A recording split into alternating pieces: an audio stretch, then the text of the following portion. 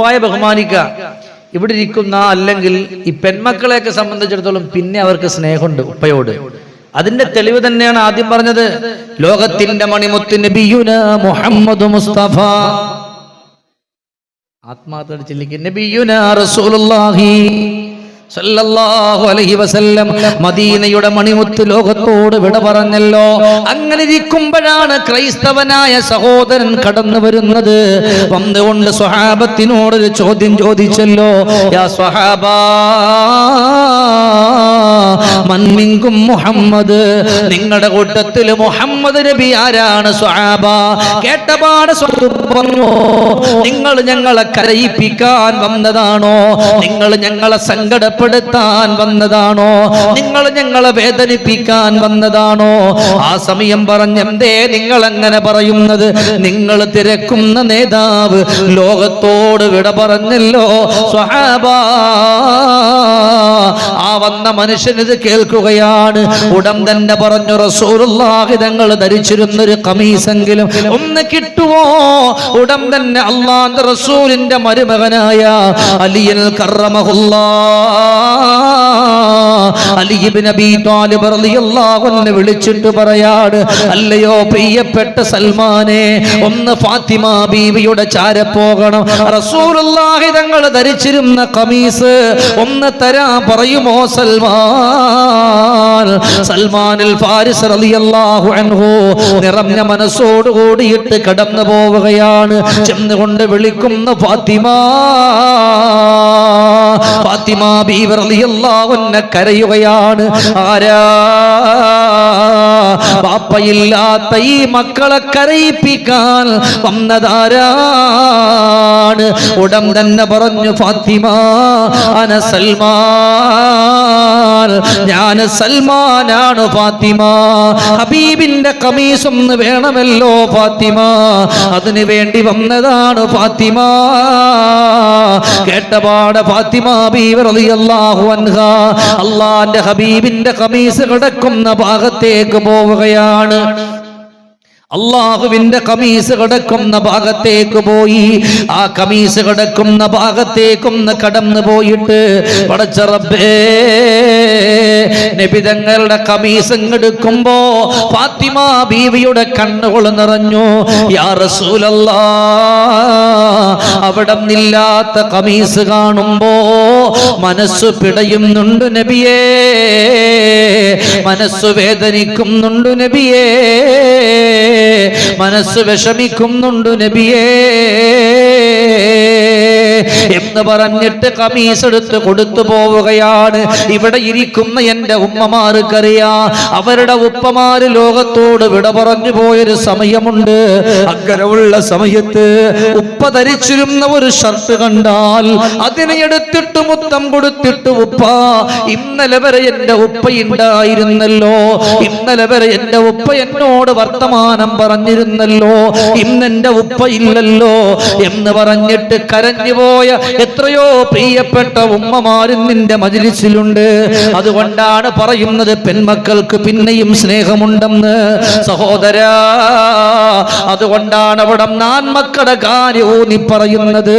അതുകൊണ്ടാണ് ഈ സ്വഹാബി അവിടെ നിന്ന് കടന്നുപോയി തന്റെ ഉപ്പ ചെയ്ത ജോലി കണ്ടപ്പോ മനസ്സുവല്ലാതെ പിടഞ്ഞു പോയിട്ട് ജന്നത്തുൽ ബഖീഇന്റെ ഖബർസ്ഥാനിൽ നിന്നുകൊണ്ട് എല്ലാവരോടും പറയുന്നത്, ഉപ്പാന മറക്കല്ലേ, ഉപ്പ നിങ്ങൾക്ക് വേണ്ടി ഓടിയവരാണേ. ജന്നത്തുൽ ബഖീഇന്റെ ഖബർസ്ഥാനിൽ നിന്നുകൊണ്ട് വിളിച്ചു പറയാൻ, നിങ്ങൾ ഒരിക്കലും നിങ്ങളുടെ പ്രിയപ്പെട്ട ഉപ്പാനെ മറക്കരുത്. അവർ നിങ്ങളെ പൊന്നുപോലെ നോക്കിയവരാണ്, അവർ നിങ്ങളെ സ്നേഹിച്ചവരാണ്, അവർ നിങ്ങളെ ഇഷ്ടം വെച്ചവരാണ്. അതുകൊണ്ട് അവരെ മറക്കാൻ പാടില്ല, അവരെ സങ്കടപ്പെടുത്താൻ പാടില്ല. ഇല്ലേ? എത്രയോ ഈ ഇരിക്കണ വാപ്പമാർക്ക് അവസരമുണ്ട്. നിങ്ങൾക്ക് നിങ്ങളുടെ വാപ്പ വിട പറഞ്ഞ് ഖബറിലുള്ളവരുണ്ട്. അള്ളാഹു അവർക്ക് മഗ്ഫിറത്ത് കൊടുക്കട്ടെ. നിങ്ങളുടെ ആമീനാൻ. അള്ളാഹു അവർക്ക് മഗ്ഫിറത്ത് കൊടുക്കട്ടെ, മർഹമത്ത് കൊടുക്കട്ടെ. ഇന്ന് നിങ്ങൾ ഇരിക്കുന്നതിന്റെ പവർ കൊണ്ട് പടച്ചോനെ ഈ സെക്കൻഡിൽ തന്നെ മനുഷ്യനാൻ എന്തെങ്കിലും തെറ്റുകുറ്റങ്ങൾ അറിഞ്ഞോ അറിയാതെയോ സംഭവിച്ചിട്ടുണ്ടെങ്കിൽ നീ അള്ളാഹുവേ, നീ ഗഫൂർ റഹീമാൻ, ആ സാധുക്കൾക്ക് നീ പൊരുത്തപ്പെട്ടു കൊടുക്കണേ റഹ്മാനെ. എൻ്റെ പ്രിയപ്പെട്ട ഉപ്പമാരെ ചിന്തിക്കണം. നമുക്ക് വേണ്ടി ഇനിയുള്ളത് അവർക്ക് വേണ്ടി പൊറുക്കലിനെ ചോദിക്കുന്നുള്ളത് മാത്രമാണ്. അതുകൊണ്ട് മൂന്നാമത്തെ സ്നേഹം പറഞ്ഞത് നിങ്ങളുടെ വാപ്പയെ നിങ്ങൾ ഇഷ്ടപ്പെടലാണ്, വാപ്പയെ സ്നേഹിക്കലാണ്. ഏതെങ്കിലും മക്കൾ ചിന്തിക്കുന്നുണ്ടോ, ഉമ്മ ഉണ്ടാക്കി തരുന്ന ഭക്ഷണം വായ്ക്ക് രുചിയോടുകൂടി കഴിച്ചിട്ട് ആ ഉമ്മയുടെ കവിൾത്തടത്തിൽ കെട്ടിപ്പിടിച്ച് മുത്തം കൊടുത്തിട്ട് പോകുമ്പോ എല്ലാ മക്കളും പറയും, ഉമ്മ നല്ല ഭക്ഷണമായിട്ടുണ്ട്, നല്ല ഭക്ഷണമായിട്ടുണ്ട്. ഏത് മകനാ പറയുന്ന, ഉമ്മ വാപ്പ പാവമാണല്ലേ, വാപ്പ കൊണ്ടുവന്നിട്ടല്ലേ നമ്മൾ കഴിക്കുന്നത്. ഏതെങ്കിലും ഒരു ഉമ്മ പറഞ്ഞു കൊടുത്തിട്ടുണ്ടോ, മോനെ മോളെ നീ കഴിക്കുന്ന ഈ ഭക്ഷണത്തിൽ നിന്റെ വാപ്പയുടെ വിയർപ്പിന്റെ ഗന്ധമുണ്ട്? ഏത് ഉമ്മ പറഞ്ഞു കൊടുക്കും? നബി തങ്ങൾ പറഞ്ഞു, ഏറ്റവും നല്ല ഭാര്യ എന്ന് പറയുന്നത് വാപ്പയുടെ കഷ്ടപ്പാട് മക്കളോട് പറഞ്ഞു കൊടുക്കുന്ന ഉമ്മയാണ്. എത്രയോ പാവപ്പെട്ട പ്രവാസികളുണ്ട് പെങ്ങളെ. ഇവിടെ ഇരിക്കുന്ന എൻ്റെ ഉമ്മമാരുടെ പ്രിയപ്പെട്ട പലരുടെയും ഭർത്താക്കന്മാര് പ്രവാസികളാണ്. അവരവിടെ പോയിട്ട് അടിച്ചു പൊളിച്ച് നല്ല സുഖിച്ച് മുന്നോട്ട് പോവല്ല. ഒരുപാട് കഷ്ടപ്പാട്. റൂമിന്റെ ഉള്ളിൽ ഒന്ന് പനി പിടിച്ചാൽ പോലും ഒരു ഗ്ലാസ് വെള്ളം തരാൻ തൻ്റെ കൂട്ടുകാർ, അവരും ജോലിക്ക് പോവില്ലേ, ആരാണ് അവർക്കുള്ളത്? ആ പനി പിടിച്ചിട്ട് അവർ കിടക്കുന്നുണ്ടോ? ഇല്ല, അവരവരുടെ ജോലിക്ക് പോകുന്നുണ്ട്. കാരണം എന്താ? ഇവിടെ മക്കളുടെ സ്കൂള്, ട്യൂഷൻ, അതുപോലെ മറ്റുള്ള കാര്യങ്ങൾ മുഴുവനും ഇതൊക്കെ നോക്കാൻ ഈ പ്രിയപ്പെട്ട പിതാവ് കടന്നു പോകണം. ഇതെല്ലാം ഈ പ്രിയപ്പെട്ട പിതാവ് അറിയണം. നമുക്കറിയാം, എത്രയോ കടകളിൽ ഈ തൊട്ടടുത്ത് ഞാൻ ഒരു ഹോട്ടലിൽ കയറി, ഒരു ഉപ്പാന്റെ കാല് മുറിഞ്ഞിട്ട് കാലിൽ ഇങ്ങനെ വെച്ച് കെട്ടിയിട്ടുണ്ട് തുണി കൊണ്ട്. നമുക്ക് ഉപ്പയില്ലേ? ഞാൻ ചോദിച്ചു, ഇതെന്ത് പറ്റി? അദ്ദേഹം പറഞ്ഞു, കാലിനകത്ത് ചെറിയൊരു കുപ്പി കൊണ്ടിട്ട് അത് പൊട്ടിയിട്ട് വല്ലാത്ത നൊമ്പരാണ് ഉസ്താദേ എന്ന് പറഞ്ഞു. കണ്ട താടിയൊക്കെ നരച്ച്, കണ്ടാൽ തന്നെ പാവം തോന്നും. ഞാൻ ചോദിച്ചു, വീട്ടിൽ മക്കളൊന്നും ഇല്ലേ? 4 പെൺമക്കളാണ് ഉസ്താദേ, 3 പേരെ കല്യാണം കഴിഞ്ഞു, ഇനി ഒരാളും കൂടെ ബാക്കിയുണ്ട്. ഞാൻ എൻ്റെ വീട്ടിൽ നിന്ന പട്ടിണിയായി പോകൂലെ കുടുംബം, അതുകൊണ്ട് വന്നതാണ്. പാടുപെടും. അവർക്ക് വേദന സഹിച്ചിട്ടും അവർ മക്കളെ നോക്കി അല്ലേ? എന്നാ പ്രവാസികളോ 20, 25, 30 കൊല്ലം കഴിഞ്ഞ് നാട്ടിലേക്ക് എത്തുമ്പോൾ അവർക്ക് എന്താ കിട്ടുക? വീട്ടിൽ നിന്ന് സന്തോഷം കിട്ടുന്നുണ്ടോ? മക്കളെ ഭാഗത്തുനിന്നൊരു സന്തോഷം കിട്ടുന്നുണ്ടോ? ഇല്ല. അവർക്ക് മിച്ചമെന്ന് പറയാൻ കുറച്ച് രോഗങ്ങളും പ്രയാസങ്ങളും സങ്കടങ്ങളും കഷ്ടപ്പാടുകളും അതൊക്കെ മാത്രമാണ്. ഇതാരെയും കുറ്റപ്പെടുത്തല്ല, എൻ്റെ ഉമ്മമാരെന്ന് ഞാൻ കുറ്റപ്പെടുത്തല്ല. എത്രയോ ആളുകളുടെ സങ്കടം പറയുന്ന കേട്ടിട്ട് പറയാൻ, ഉസ്താദേ കഷ്ടപ്പെട്ടൊക്കെ അങ്ങ് പോയി ഉസ്താദേ, ഇപ്പൊ അവർക്കൊന്നും നമ്മളെ വേണ്ട ഇല്ലേ? എത്ര ആളുകൾ അങ്ങനെ പറയുന്നുണ്ടെന്നറിയോ? അതുകൊണ്ടാണ് നമ്മൾ ഓർക്കാനുള്ളത്, ഓരോ മക്കളും പഠിക്കണം. ചെറുപ്പക്കാരാ, എന്റെ പ്രിയപ്പെട്ട ഉപ്പയല്ലേ ഞങ്ങളെ പൊന്നു പോലെ നോക്കുന്നത്. ഉപ്പയുടെ ഒരു വയറ് കഴിയാനാണെങ്കിൽ നമ്മുടെ ഈ ഭാഗത്ത് ഏതെങ്കിലും ഒരു ഭാഗത്തൊരു കടയിൽ നിന്നാ ഒരാഴ്ചയിൽ ഒരു 2 ദിവസം നിന്നാ ഒരാഴ്ച എന്റെ ഉപ്പാക്ക് സ്വന്തമായിട്ട് നിൽക്കാൻ പറ്റുമല്ലോ. പക്ഷേ എത്രയോ രോഗങ്ങൾ വന്നു, എത്രയോ സങ്കടങ്ങൾ വന്നു, എത്രയോ കഷ്ടപ്പാടുകൾ വന്നു, എത്രയോ ആവലാദികളും വേവലാദികളും വന്നു. എന്നിട്ട് പോലും പടച്ചവനെ വാപ്പ കിടക്കുന്നില്ലല്ലോ, വാപ്പ കിടക്കുന്നില്ലല്ലോ. നമ്മുടെ നാടിന്റെ നാനാഭാഗത്ത് നേരം വെളുത്ത് ഇറങ്ങി പോകുന്ന വാപ്പ എത്രയോ കടകളിൽ നിൽക്കുന്നുണ്ട്, മണിക്കൂറോളം നേരം വെളുത്തു പോയതാ, വൈകും നേരം വരെ നിൽക്കുന്നുണ്ട്. അതിന്റെ ഇടയിൽ എപ്പോഴെങ്കിലും ഭക്ഷണം കഴിച്ചു കാണും. ഈ തൊട്ടടുത്ത് ഞാനൊരു ഹോട്ടലിൽ കയറി, വാപ്പമാരെ എന്റെ അനുഭവമാണ് ഞാൻ പറയുന്നത്, അവിടെ നമുക്ക് ഭക്ഷണം കൊണ്ടുവച്ചു. ഞാൻ ആ ഉപ്പയോട് ചോദിച്ചു, നിങ്ങൾ കഴിച്ചിട്ടുണ്ടോ? വല്ലാഹി അദ്ദേഹം പറഞ്ഞൊരു മറുപടിയുണ്ട്, ഇല്ലുസ്താദേ കഴിക്കും. ഞാൻ ചോദിച്ചു, ഇന്നിപ്പോ 2:30 എപ്പോഴാ നിങ്ങൾ കഴിക്കുന്നത്? അതൊക്കെ മുതലാളി പറയുമ്പോ കഴിക്കും. സുബ്ഹാനല്ലാഹ്, അവര് നമ്മളെ പോലത്തെ മനുഷ്യന്മാരാണ്. വിശന്ന് വരുന്നവർക്ക് ഭക്ഷണം കൊടുക്കുന്നത് പട്ടിണിക്കിരിക്കുന്ന പ്രിയപ്പെട്ട വാപ്പയാണ്. ആ പട്ടിണിയിലും മക്കളുടെ സന്തോഷം കണ്ടെത്തുന്നവരാണ്. പക്ഷേ ഈ കാലഘട്ടത്തിൽ ആ മക്കൾ മറന്നുപോയി. അവർക്ക് സ്വന്തം കാലിൽ നിൽക്കാറായപ്പോ അവര് വാപ്പാനെ മറന്നല്ലോ. സയ്യിദ് ഇബ്നു അസ്ലം റളിയല്ലാഹു അൻഹു സ്വഹാബത്തിനോട് ചോദിക്കുകയാണ്, സ്വഹാബാ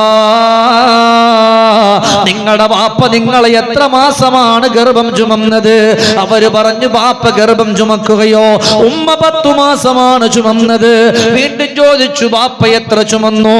തങ്ങളെ, നിങ്ങൾക്ക് ബോധമുള്ളവരല്ലേ, നിങ്ങൾ നല്ലതുപോലെ സംസാരിക്കുന്നവരല്ലേ, പിന്നെ എന്തിനാണ് ഇതുപോലെ ചോദിക്കുന്നത്? വാപ്പ ഗർഭം ചുമക്കുകയോ? അതേ സ്വഹാബാ, ഒരാൺകുട്ടിയെ സംബന്ധിച്ചിടത്തോളം ഉമ്മയുടെ ഗർഭാശയത്തിന്റെ അകത്തട്ടില് ആ കുട്ടി വളർന്നു വരുന്നൊരു സമയമുണ്ടല്ലോ, ആ കുട്ടി വളർന്നു വരുന്നൊരു സമയമുണ്ടല്ലോ, ആ സമയം മുതല് അവനെ സ്വന്തം കാലിൽ നിൽക്കുന്നത് വരെ 20, 21, 22, 23 വയസ്സുവരെ അവൻ നിൽക്കുന്ന സമയം വരെ അവരെ ചുവന്നുകൊണ്ട് നടക്കുന്നത് അവന്റെ ബാപ്പയാണ്. സ്വഹാബ, വളരെ കറക്റ്റ് വാക്കല്ലേ? ഒരാൺകുട്ടിയെ സംബന്ധിച്ചിടത്തോളം ഉമ്മ 10 മാസം ചുമന്ന കഥ പറയും. ഇന്നിപ്പോൾ ഉമ്മാക്കും കണക്ക് തന്നെ, വാപ്പാക്കും കണക്ക് തന്നെ. ഇല്ല, ഉമ്മയോട് സ്നേഹമില്ല, വാപ്പാനോട് സ്നേഹമില്ല. കാലഘട്ടം മാറി. ഈ കാലഘട്ടത്തിൽ ഉമ്മായും ബാപ്പായും വീട്ടിൻ്റെ ഉള്ളിൽ കിടന്നുറങ്ങണം എന്നെ പേടിച്ചിട്ടാണ്. ഇവ ഇനി വല്ല കഞ്ചാവ് പോലും അടിച്ചിട്ട് വരുമെന്ന വാപ്പമാരെ നമ്മുടെ മക്കൾ നമ്മൾ പറയാം എന്താ, എൻ്റെ മോൻ സൂപ്പറാണ്. ഈ കാലഘട്ടത്തിൽ അങ്ങനെ പറയാൻ നമുക്ക് പറ്റുന്നില്ല അല്ലേ? പണ്ടുള്ള കാലഘട്ടങ്ങളിൽ ഇരിക്കണത് എൻ്റെ ഉപ്പമാർക്കറിയാം. ഇശാ നിസ്കാരം കഴിഞ്ഞാൽ പിന്നെ നമ്മുടെ ആൺമക്കൾ പുറത്തുണ്ടാവില്ല, നേരെ വീട്ടിലേക്ക് പോകും. ഇന്നെപ്പോഴാണ് വീട്ടിൽ വരെ 1 മണി, 2 മണി, 3 മണി, അതുവരെ ഈ സാധു ഉറക്കൊഴിച്ച് ഇങ്ങനെ ഇരിക്കും. നബിതങ്ങൾ പറഞ്ഞു, സ്വന്തം ബാപ്പയുടെ ഉമ്മയുടെ ഉറക്കം നഷ്ടപ്പെടുത്തുന്ന മകൻ അവനിക്ക് അല്ലാഹു 17 രീതിയിലുള്ള ശിക്ഷ കൊടുത്തുകൊണ്ട് അല്ലാഹു പരീക്ഷിക്കുന്നതാണ്. ഇതെല്ലാം എണ്ണി പറയാനുള്ള സമയമില്ല. 17 രീതിയിലുള്ള ശിക്ഷ ബാപ്പന്റെ ഉമ്മാന്റെയും പിന്നെ അവരുടെ ഉറക്കം നഷ്ടപ്പെടുത്തുന്ന മകനിക്ക്. ചിന്തിച്ചു നോക്കിക്കേ. അപ്പൊ നമ്മുടെ ആൺമക്കൾ ഉണ്ടെങ്കിൽ ഒന്ന് കേൾക്കണം. പാതിരാത്രി ഉമ്മ അങ്ങനെ ഉറക്കൊഴിഞ്ഞ് കാത്തിരിക്കുക. വാപ്പ ഇടയ്ക്കിടയ്ക്ക് ചോദിക്കുക, അവൻ വന്നോ. രണ്ടുപേർക്കും മനസ്സമാധാനമായിട്ട് കിടന്നുറങ്ങാൻ പറ്റണില്ല. ഈ ഒരു അവസ്ഥയിലേക്ക് പോയാൽ പിന്നെ എങ്ങനെ നമ്മൾ രക്ഷപ്പെടുക? വാപ്പാന്റെ കണ്ണ് വെട്ടിച്ച് ഇല്ലേ? അവസാന കാലഘട്ടം വരുമ്പം ആൺമക്കളെ കൊണ്ട് വാപ്പ കണ്ണീരൊഴിപ്പിക്കുന്ന അള്ളാന്റെ ഹബീബിന് റസൂലുള്ളാഹി സ്വല്ലല്ലാഹു അലൈഹി വസല്ലം. അത് ശരിയെന്നല്ലേ? അവസാന കാലഘട്ടത്തിൽ അങ്ങനെയാണ്. ഏതു മക്കളെ ഇന്നിപ്പോ വിശ്വസിക്കാൻ പറ്റണ വാപ്പമാരെ? അവസാന കാലഘട്ടം വരുമ്പോ ഒരുപാട് ആളുകൾ ലഹരിയുടെ പിന്നാലെ പരക്കം പായും. ആ ലഹരിക്ക് പല പല പേരുകൾ ഇട്ടുകൊണ്ട് വിളിക്കും അല്ല? ഇന്ന് തന്നെ പല പല പേരുകൾ അതിന്. എന്നിട്ട് നബി തങ്ങൾ പറഞ്ഞൊരു വാക്കുണ്ട്, ഉമ്മുൽ ഖബായിസ്. എല്ലാ തിന്മകളുടെയും രാജ ഉമ്മ, എല്ലാ തിന്മകളുടെയും മാതാവാണ് ലഹരി. വാപ്പാനെ അടിക്കാൻ മക്കൾ ഇന്നിപ്പോ ലഹരി ഉപയോഗിച്ച പിന്നെ അത് വാപ്പാണെന്ന് നോക്കത്തില്ല, ഒറ്റ ഐഡിയ അല്ലേ? ചിന്തിച്ചു നോക്കിയേ. ഉമ്മാന്റെ കഴുത്തിൽ കത്തി കൊണ്ട് അറുത്ത മക്കൾ, ഉമ്മാന്റെ വയറ്റത്ത് കത്തി കൊണ്ട് കുത്തിയ മക്കൾ, ഇതൊക്കെ എവിടെ നിന്ന് വന്നു ഇവനിക്ക് ധൈര്യം? കണ്ട ഒരു കുഴപ്പമില്ല, മക്കളെ കണ്ട ഒരു കുഴപ്പമില്ല. പക്ഷേ കൂട്ടുകാരന്റെ പിന്നാലെ പരക്കം പാഞ്ഞു. എന്റെ കരളിന്റെ കഷണങ്ങളായ എന്റെ ചെറുപ്പക്കാരോട് ഞാൻ പറയാൻ, ബാപ്പയോട് ഉമ്മയോട് സ്നേഹമുള്ള ഒരു കുട്ടിയും തന്റെ കൂട്ടുകാരൻ വിളിച്ചു എന്ന് പറഞ്ഞ് അതിന്റെ പിന്നാലെ പോകൂല. ആര് കണ്ടില്ലെങ്കിലും, ബാപ്പ കണ്ടില്ലെങ്കിലും ഉമ്മ കണ്ടില്ലെങ്കിലും, ഉറക്കമില്ലാത്ത ഒരാളുണ്ട്, ഒളിക്കാമറയും വെച്ചിട്ട് ഇങ്ങനെ ഇരിക്കുന്നുണ്ട്. അത് റബ്ബാണ്. ആരുടെ കണ്ണും വെട്ടിക്കാം.